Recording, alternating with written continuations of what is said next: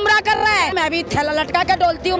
मोदी जी मुझे नोट दे जाए। इतने अच्छे दिन आए कि लोगों को रोटी नहीं मिल रही है। अब बताइए कितनी सरकारी नौकरियां निकली हैं? जो लोग रोजगार थे बेरोजगार हो गए। बिल्कुल 2014 से पहले तो हमारे देश पर चाइना का राज था ना, पाकिस्तान का राज था ना। भाजपा वालों को काम है लोगों को बरकरार लाना। तुझसे मुझे लड़ा देगा, तुझसे इसको लड़ा देगा। मोदी तो मुमकिन है क्योंकि आग लगाने वाले सत्ता में बैठे हुए हैं। श्रीमती ईरानी कहाँ पे है? मोदी ने भीख मांग के नहीं खाई। मोदी गुमराह कर रहा है। मोदी ने ये कहा है जनता से, मैं 15 लाख अकाउंट में डालूंगा गरीबों के। उसी दिन से पब्लिक को अपने बस में ले लिया।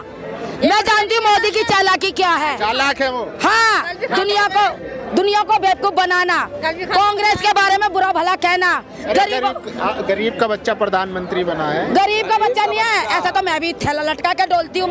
मोदी जी मुझे नोट दे जाए। वो भी थैले, वो कहते हैं कि मैं झोला उठा के चल दूंगा। अरे मोदी जी मुझे दे दे, मैं बेरोजगार, मेरे बच्चे बेरोजगार। इतने अच्छे दिन आए कि लोगों को रोटी नहीं मिल रही है, रोजगार नहीं मिल पा रहा है। अब बताइए कितनी सरकारी नौकरियां निकली हैं? बिल्कुल अच्छे दिन आए हैं। अच्छे दिन आए कि जो लोग रोजगार थे वो बेरोजगार हो गए। जिनके घरों में लोग अच्छे से कमा करके अपने बच्चों का पालन पोषण करते थे, अच्छे स्कूलों में पढ़ाते थे, वो बच्चों की शिक्षा चली गई है। अच्छे दिन आए हैं। जितना मोदी जी अडानी अंबानी को आगे बढ़ा रहे हैं, इस देश के बेरोजगार नौजवान युवाओं को रोड पे ला रहे हैं। यही अच्छे दिन है। अंबानी को बढ़ाया जा रहा है। अरे आप खुद देखिए ना, 2014 के बाद से अडानी का शेयर कितना बढ़ा है, आप खुद देखिए।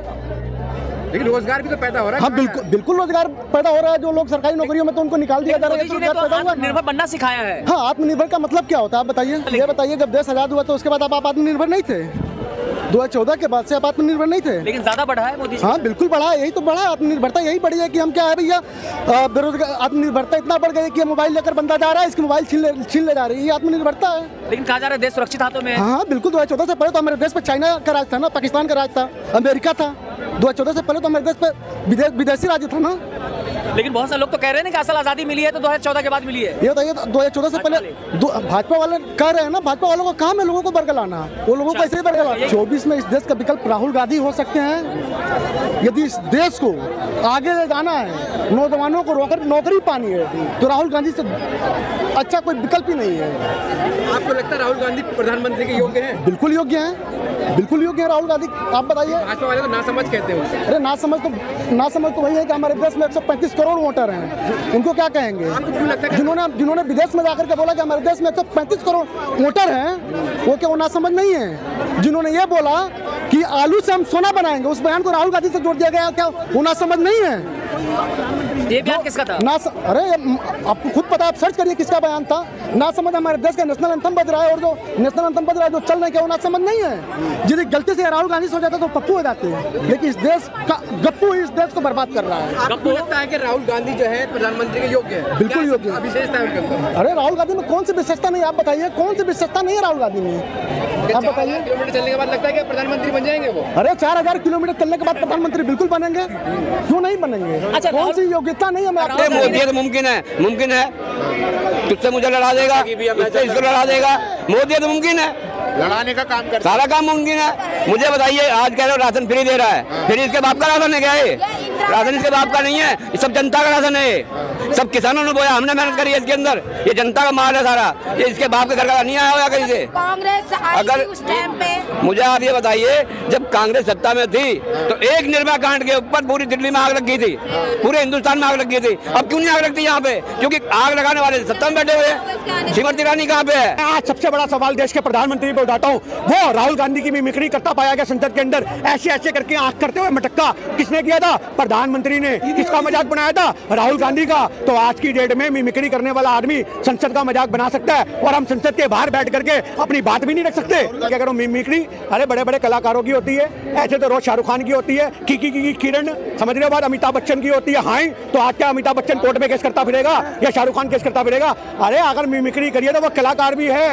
आज आपको सोचना चाहिए वो एक शांत कलाकार हैं। सबसे पहले जो वो ऐसे जो गरिमा भंग की थी ना संसद की, वो हमारे माननीय प्रधानमंत्री नरेंद्र मोदी जी ने भंग की थी, और इसकी शुरुआत ही नरेंद्र मोदी जी से हुई है।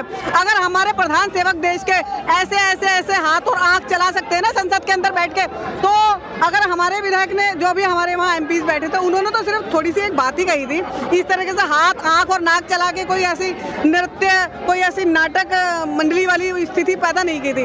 आप देखिए ये जो सभ्यता है ये उन्होंने शुरू की। भैया जिस देश के अंदर बहन बेटियों का शोषण होगा मैं वहाँ हिस्सा कैसे बन सकती हूँ? ये उनका इस्तीफा नहीं है, ये बहन बेटियों के सम्मान में इस्तीफा है। ये सम्मान में इस्तीफा है कि बहन बेटियों की आवाज को उठाने वाली लड़की ने इस्तीफा इसलिए नहीं दिया कि वो हार गई, उसने इस्तीफा इसलिए दिया कि काले चोर बैठे हैं और इन चोरों के बीच में मैं और हमारी देश की बेटियां सुरक्षित नहीं है। अपनी सुरक्षा को करने के लिए आज वो खुद बाहर गई है और बहन बेटियों को बहुत समझाएगी कि वो यहाँ पे इस चीज का हिस्सा ना बने। अच्छा, जो ब्रजभूषण है उनके बैनर पोस्टर पे लग रहा है ये दबदबा भगवान की देन है। देखिए ये दबदबा नहीं है जी, ये दबंगई है। आप समझ रहे हो? और दबंगई बदमाशों की होती है और बदमाशी जो होती है वो संसद में जब आ जाएगी तो बहन बेटियां तो रोंदी जाएंगी ना भाई साहब। जब एक नेता ऐसी भाषा लिखे कि दबदबा तो समझना पड़ेगा कि वो कितने बदमाश हैं। वो साफ नहीं लिख रही हमारी गुंडागर्दी थी कि हम जीत गए। समझ रहे हो बात? दबदबा किसको होता है? दबदबा बदमाशों का होता है, शरीफ लोगों का दबदबा नहीं होता, उनका सम्मान होता है। कौन सा कानून का उन्होंने उल्लंघन किया? अगर रिकॉर्डिंग की भी है तो कौन से कानून का उल्लंघन हो गया? ठीक है, रही जाटों की बात, जब पहलवान बेटियां यही इसी जंतर मंतर पे घसीट के पीटी जा रही थी तब वो जाट कहाँ थे? जब किसान नेता पीटे जा रहे थे टिकरी बॉर्डर पे, सिंधु बॉर्डर पे, पूरी दिल्ली के हर एक बॉर्डर पे आप देखो किसान नेताओं को कितनी बुरी तरीके से पीटा गया, तब ये जाट कहाँ थे? आज वो जाट वाला बन गया है। और भी जाट है हमारे साथ, बहुत सारे जाट भाई यहाँ पर मौजूद हैं, कोई इस चीज को नहीं कहता है, लेकिन वो आज जाट बन रहे हैं। आज वो जाति की राजनीति कर रहे हैं। ये चाहते हैं कि जाटों को किसी भी तरीके से खिलाफ कर दो। पहले इन्होंने नू कांड हुआ था तब इन्होंने जाटों को वहाँ भड़काने की कोशिश करी, मुसलमानों से लड़ाने की कोशिश करी, लेकिन जाट आदमी, जाट भाई हमारा समझदार है, वो इनके भड़काए में, इनके बहकाए में बिल्कुल नहीं है। बहुत महंगाई है। सिलेंडर ले लीजिए, कहाँ 450 का सिलेंडर आज 1100 का मिल रहा है। दाल ले लीजिए, चावल ले लीजिए, आटा ले लीजिए, सब कुछ पे महंगाई है। राशन तो दे रहे हैं ना प्रधानमंत्री। सर उस राशन से क्या होता है? उस राशन से क्या होता है? कुछ नहीं होगा जी नहीं सर। 5 किलो गेहूँ, 1 किलो चावल, उसमें 4 किलो गेहूँ, 1 किलो चावल, उसमें क्या होगा सर? और भी तो खर्चे हैं ना। एक गेहूँ देने से सर कुछ नहीं हो जाता। तो महंगाई है जी सर, बहुत महंगाई है। हम तो अब यही कहेंगे बहुत हुई महंगाई की मार नहीं चाहिए मोदी सरकार। राजस्थान के अंदर उन्होंने 450 रुपए सिलेंडर का वादा किया था, लेकिन आज उनसे पूछो तो कहते हैं हमने तो कहा ही नहीं, वो तो जुमला था। करे ना 450 का सिलेंडर, करे राजस्थान में।